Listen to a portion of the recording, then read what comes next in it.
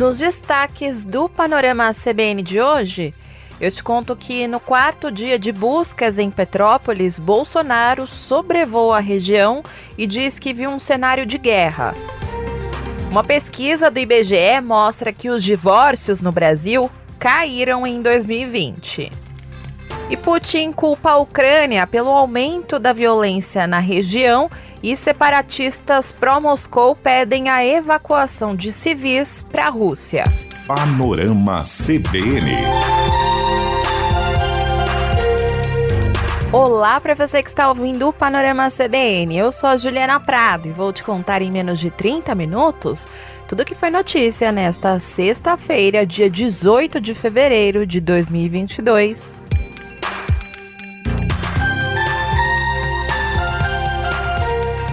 Eu abro essa edição mais uma vez falando sobre a tragédia em Petrópolis, porque o Corpo de Bombeiros acredita ainda ser possível resgatar vítimas com vida na lama. O coronel Leandro Monteiro, que é secretário estadual da Defesa Civil e comandante dos bombeiros, explicou que não pode avançar com máquinas pesadas nos locais, como tratores, porque pode ter gente com vida.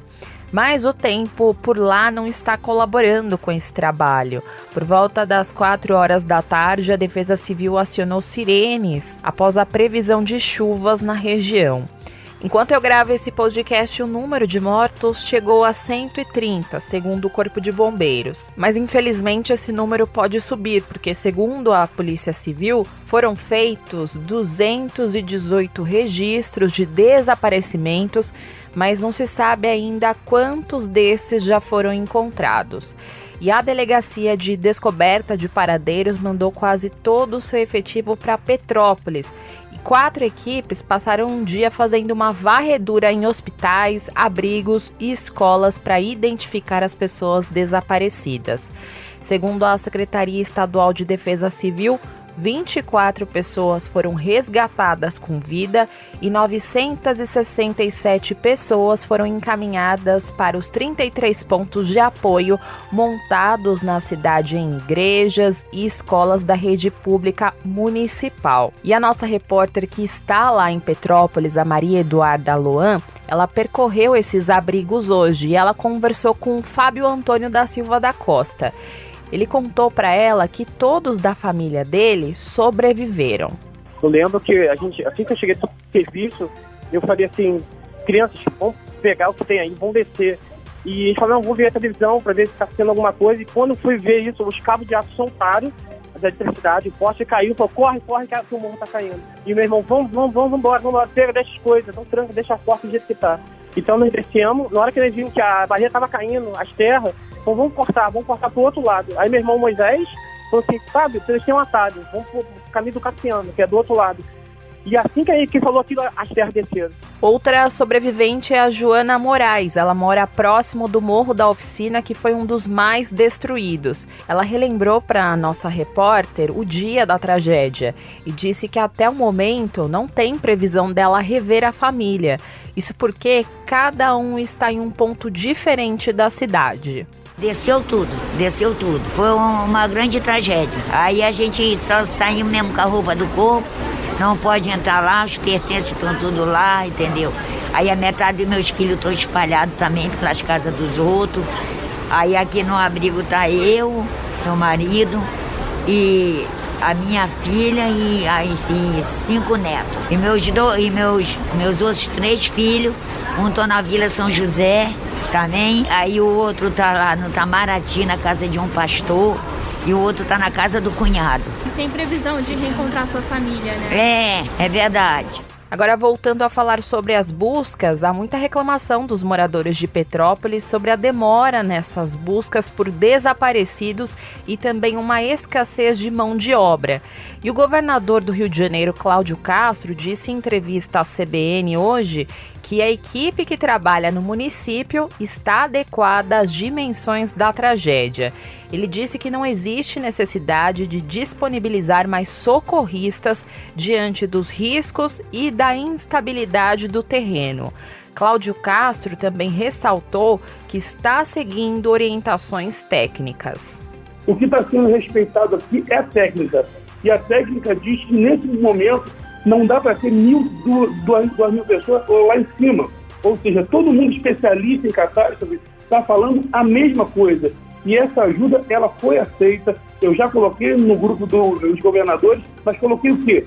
Que os comandantes deles façam o contato com o nosso comandante. Não é político que vai decidir, é técnico. Cláudio Castro disse que entende que a população quer agilidade, mas reafirmou que vai seguir obedecendo o protocolo do Corpo de Bombeiros. Mas mesmo assim, alguns estados estão enviando reforço. É o caso do governo de São Paulo, que enviou nesta sexta-feira uma equipe de bombeiros para ajudar nesses trabalhos. E essa força-tarefa conta com um helicóptero Águia com piloto e copiloto, 2 cães farejadores, 4 bombeiros e uma viatura de apoio. Pelas redes sociais, o governador de São Paulo, João Dória, disse que enviou a ajuda após conversar com o governador do Rio, Cláudio Castro. E sobre esse trabalho, o comandante da região metropolitana do Corpo de Bombeiros de São Paulo, o coronel Jefferson de Mello, explicou durante a programação da CBN que, neste momento, o efetivo que foi enviado é focado nos trabalhos de resgate com cães farejadores. Até o momento, ele aceitou a ajuda do nosso efetivo do Canil. Então, estamos mandando 2 cães farejadores com seus adestradores. E estamos mandando mais uma viatura de suporte do Canil via terrestre com mais 2 bombeiros. Esses cães farejadores que foram enviados a Petrópolis também trabalharam nos resgates em Brumadinho e em Franco da Rocha, que aconteceu recentemente. De acordo com o comandante, os trabalhos devem durar 1 semana por enquanto. E ele disse também que, caso haja necessidade, mais equipes podem ser enviadas. Já o Corpo de Bombeiros de Minas Gerais também enviou um grupo de militares para ajudar nesses trabalhos em Petrópolis. Essa equipe mineira é composta por 14 integrantes que são especialistas em salvamento e soterramentos, além de enchentes, inundações e também busca e resgate em estruturas colapsadas.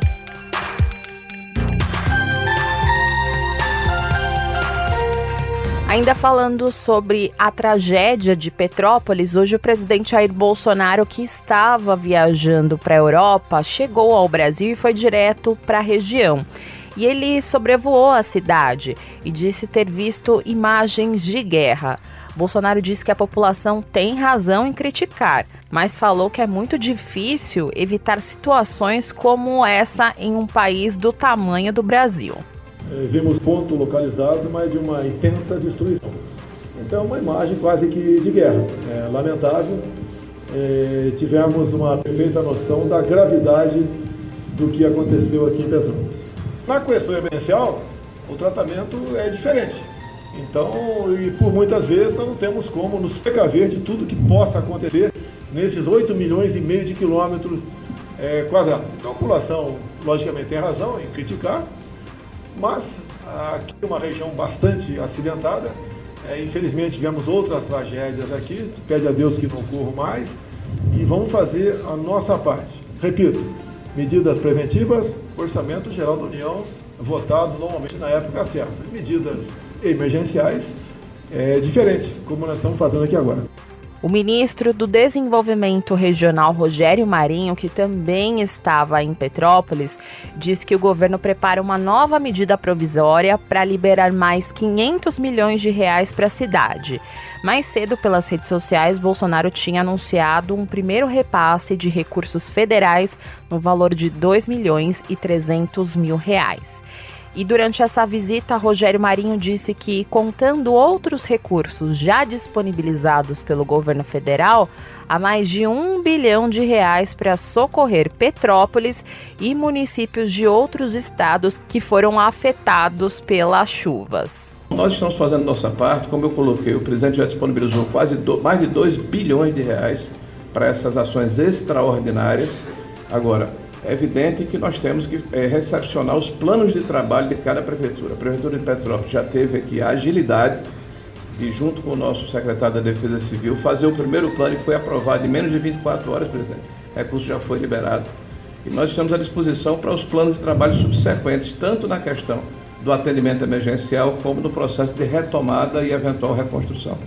Já o presidente da Caixa Econômica Federal, Pedro Guimarães, disse que um caminhão-agência do banco chegou ontem na cidade e que em breve vai ser possível fazer o saque do FGTS pelas vítimas da tragédia. Mas enquanto não chega essa ajuda de fato, eu vou relembrar aqui que os moradores de Petrópolis estão precisando de muita ajuda. Nesse primeiro momento, garrafas de água mineral são a prioridade, porque o abastecimento ainda está comprometido. E colchões, cobertores, material de limpeza e higiene pessoal, além de máscaras, álcool em gel, roupas e alimentos não perecíveis estão sendo recolhidos.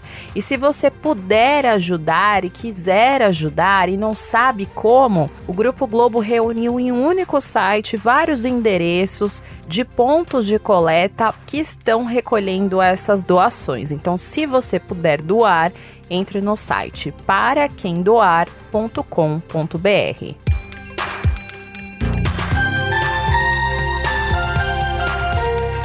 Agora vamos para Brasília, porque a maioria dos ministros do Supremo Tribunal Federal votou hoje para transformar em réu o ex-deputado Roberto Jefferson pelos crimes de homofobia, calúnia e incitação ao crime de dano contra o patrimônio público.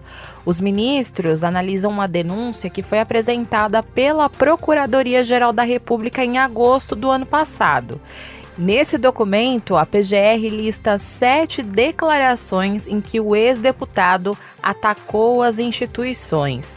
E com isso, segundo a PGR, Roberto Jefferson praticou condutas que constituem infrações previstas no Código Penal, na Lei de Segurança Nacional e na lei que define os crimes resultantes de preconceito de raça ou de cor.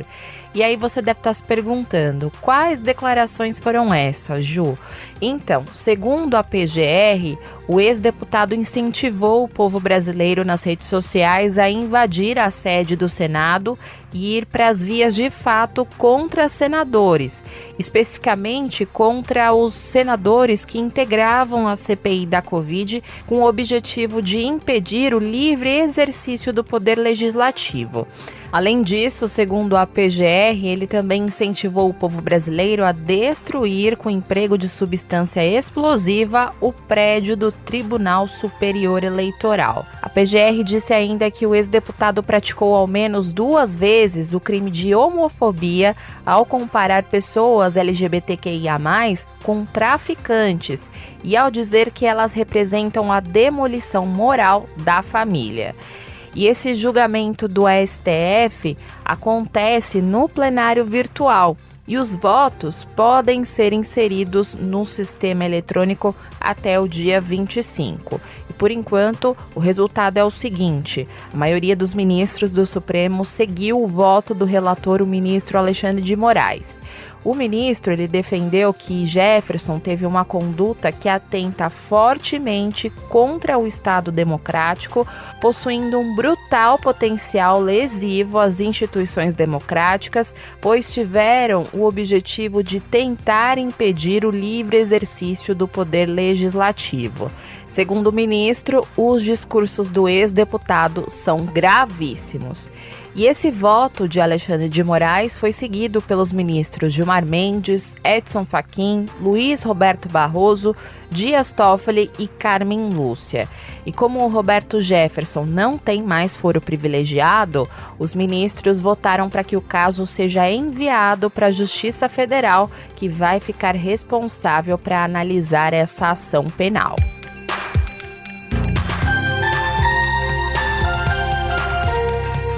Eu vou abrir agora um espaço no Panorama para falar sobre relacionamentos. Isso mesmo, porque o IBGE divulgou hoje uma pesquisa que mostra que os divórcios no Brasil caíram 13,6% em 2020, isso em relação a 2019.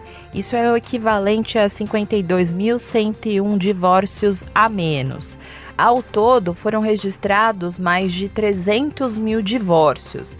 E segundo a gerente de pesquisas de registro civil do IBGE, a Clívia Bainer de Oliveira, essa queda dos divórcios concedidos foi afetada pelo isolamento social em decorrência da pandemia de Covid e o fechamento das varas judiciais para o atendimento ao público e também a demora na concessão dos divórcios são as hipóteses do Instituto para essa subnotificação dos divórcios. Já a idade média dos casais na data da separação era de 40 anos para as mulheres e 43 para os homens. E o tempo médio de casamento ficou em torno de 13 anos. E o Sul e o Nordeste são as regiões do país em que os casamentos mais duram antes de chegar ao fim. Em relação ao regime de bens, 89,9% dos casamentos tinham uma comunhão parcial. E ainda em 2020, 56,5% dos divórcios foram de casais com filhos menores de idade. Já na análise por estados, o Acre foi aquele com o menor tempo de duração de um casamento antes do divórcio. A média é 9 anos. Esse foi o único estado com 10 anos de média. Por outro lado, o Rio Grande do Sul foi o estado que teve a maior média, em torno de 16 anos. E para fechar essa pesquisa, em 2020 foi constatado também que quase metade dos divórcios realizados em 2020 foi entre pessoas que foram casadas por menos de 10 anos.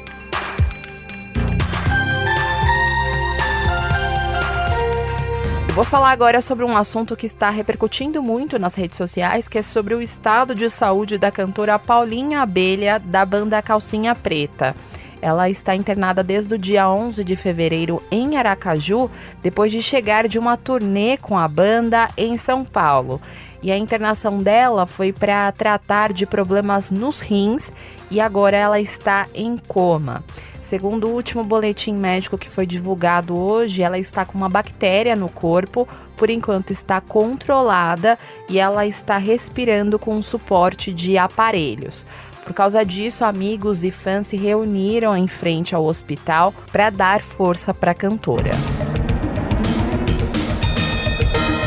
No cenário internacional, o presidente da Rússia, Vladimir Putin, culpou a Ucrânia pelo aumento da violência no leste do país vizinho, após confrontos se intensificarem desde ontem na região. Essas declarações de Putin foram feitas após separatistas pró-Rússia, que controlam 2 regiões no leste ucraniano, terem ordenado a evacuação de civis para a própria Rússia. Os rebeldes de Donetsk estão em guerra com a Ucrânia desde 2014 e hoje eles acusaram o governo da Ucrânia de preparar uma invasão depois que os confrontos aumentaram. Hoje também o ministro ucraniano da Defesa foi ao parlamento do país e disse que o governo não tem a intenção de executar ofensivas contra os territórios separatistas do leste do país ou também da península anexada da Crimeia. Mas os Estados Unidos e o Reino Unido acusam a Rússia de querer incitar a violência nesses territórios controlados por esses separatistas para encontrar uma razão para invadir a Ucrânia. E Putin estava hoje ao lado do presidente de Belarus, que também faz fronteira com a Ucrânia e que foi recentemente palco de exercícios militares conjuntos com tropas russas. E o porta-voz do Kremlin, Dmitry Peskov, minimizou as preocupações em relação ao exercício, dizendo que eles já haviam sido planejados há muito tempo e que são feitos de forma rotineira.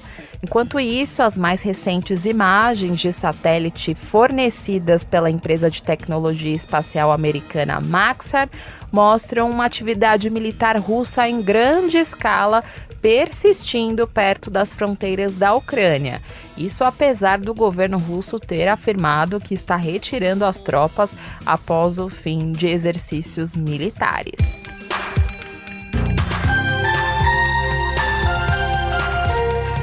Vamos agora direto para Sucupira, porque parece que teve uma viagem internacional essa semana por lá.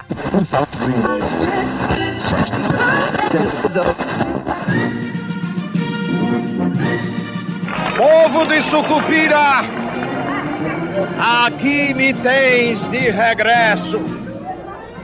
Democratista, praticante juramentado, jamais deixaria de prestar contas ao meu povo desta gloriosa cruzada pacatista e missioneira que fizemos.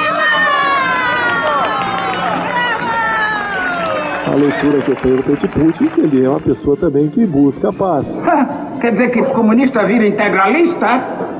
Mantivemos nossa agenda, por coincidência ou não, parte das tropas deixaram a fronteira. O caminho para a solução pacífica se apresenta no momento para a Rússia e a Ucrânia. O que ele quer fazer da Rússia? Isso eu já fiz a Sucupira aqui há muito tempo. Я очень рад вас видеть, уважаемый господин президент. É uma alegria recebê-lo, senhor presidente. Добро пожаловать, senhor presidente. Bem-vindo. Estou muito feliz e honrado pelo seu convite. Somos solidários à Rússia. Para trás mente era o ódio, a desunião, a desinimizade, a rancorosidade. Para frente mente vai ser o amor, a afetividade, a solidariedade. Pra frente, Sucupira!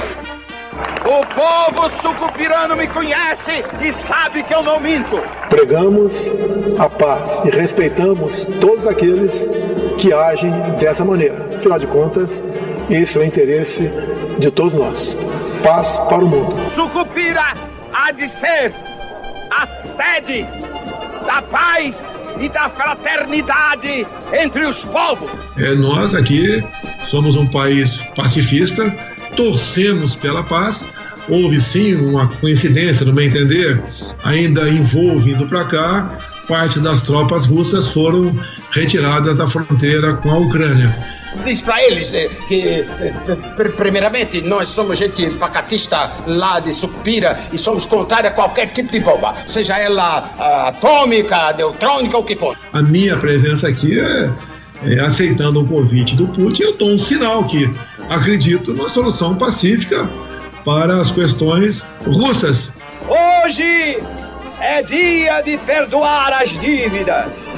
Hoje é dia de perdoar os insultos, de esquecer os desaforismos e os caluniamentos, de passar uma borracha nos para trás mente e partir para frente mente de coração limpo, alma lavada e enxaguada, para apertar a mão do inimigo de ontem que vai ser o seu amigo de amanhã. Muito bem! A guerra realmente não interessa a ninguém. Tá precisando do chá de lembrança, né? Com flores não se ganha guerra não, pessoal. Como diziam os latinos, servis pacem, para bello. Quando se fala em armamento, quem quer a paz, se prepare para a guerra. E viva a paz! E viva a Sucupira! As falas do Bem-Amado foram cedidas pelo acervo da TV Globo. O texto é de Dias Gomes e a interpretação é de Paulo Gracindo. A edição é de Edmilson Fernandes e Cláudio Antônio.